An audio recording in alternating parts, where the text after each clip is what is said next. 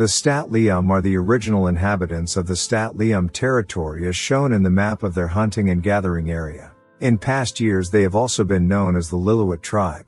The Stat Lium have lived in their territory since the last ice age, going back to almost 10,000 years before present. Archaeologists have studied their cultural history over the past 75 years and excavated their village sites. They have found that the Stat Lium people survived through different paleoclimate periods of varying temperatures and precipitation by being a hunter-gatherer people that traveled over a wide area. For much of the year, the Stat Lium traveled throughout their territory hunting, fishing for salmon in the major rivers, harvesting edible plants and gathering medicines. During this time, they lived in conical-shaped tents made of reed mats that could be easily erected and dismantled for travel. When the first snows came, the Stat Lium would tear down their tents, gather in villages and descend into the warmth of siskins, which were circular, semi-subterranean pit houses. This replica pit house is approximately 12 meters in diameter, spacious enough to accommodate 4 families in pre-contact times. Traditionally, 4 main support rafters divided the pot house into quarters or rooms, with a section for sleeping and a section for storing food. One room in the pit house was known as the hand room, because from this room, the hand of anyone ascending or descending the ladder was easily visible.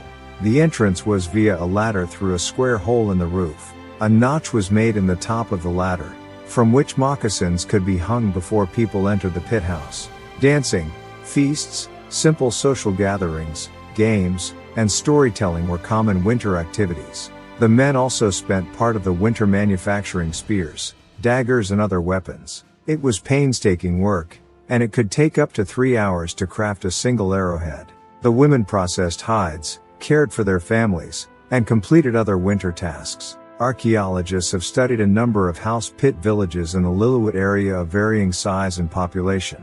2 of the largest and most extensively studied sites are the Keatley Creek and Bridge River sites. The Bridge River people would have never seen a European until the arrival of Simon Fraser in 1808.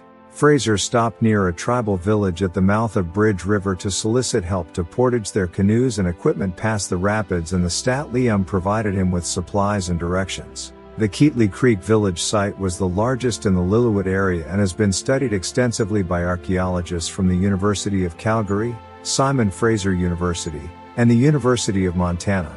Various artifacts of stone, bone, and shells have been discovered.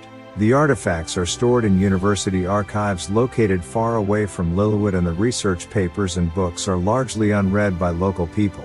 The Keatley Creek site has revealed many excavation artifacts such as animal and food remains such as this wolf foot, projectile points, and scrapers made of local chert or jade. For example, bones were fashioned by Stat Lium craftsmen and carvers into gaming pieces or combs. The lessons of living on the land were a large part of the oral tradition and inheritance passed on from Stat Lium elders to their children. They often used rock pictograph paintings such as these seen at the Naxwit site near Seton Lake.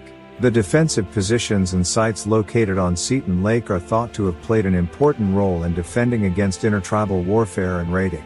Those groups who controlled the premier salmon fisheries, such as the Fraser Lillooet, were seldom the targets of raiding because they were the major suppliers of salmon to neighboring groups with whom they would engage in trade and exchange. These neighboring groups would not risk damaging these trade relationships. The best way to learn about the Stat Lium people of Lillooet is to hear it in their own words by going on a Stat Lium Cultural Experiences Tour or a Zwisson Experience Tour that are usually available between June and September. Planning has been underway for some years to develop a Statimic Cultural Center in Lillooet where the artifacts and the stories of the Stat Lium people can be shared locally.